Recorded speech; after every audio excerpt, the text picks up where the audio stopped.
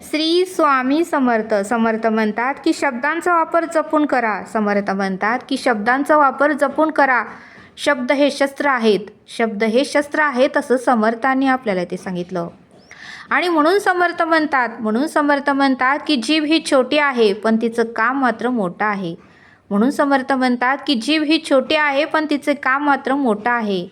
म्हणून समर्थ म्हणतात की जिभेमध्ये एवढं सामर्थ्य आहे, शब्दामध्ये जिभेमध्ये एवढं सामर्थ्य आहे की ती एखादं घर जोडूनही ठेवू शकते तर एखादं घर तोडूही शकते असं समर्थांनी आपल्याला ते सांगितलं.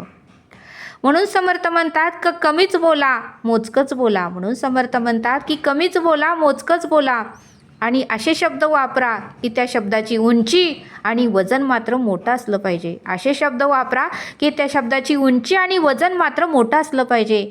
एखादा खचलेला असेल तर त्याला परत प्रोत्साहन देण्यासाठी शब्द असावे.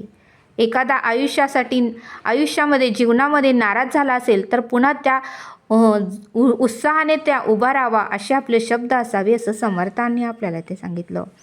म्हणून समर्थ म्हणतात की शब्दांचा वापर जपून करा, मोजकंच बोला पण चांगलं बोला.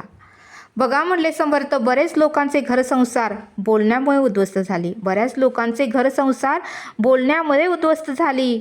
म्हणून समर्थ म्हणतात की नेहमी खातानं जर जीभ आपल्याला सांभाळता आली तर त्याचं आरोग्य चांगलं झालं.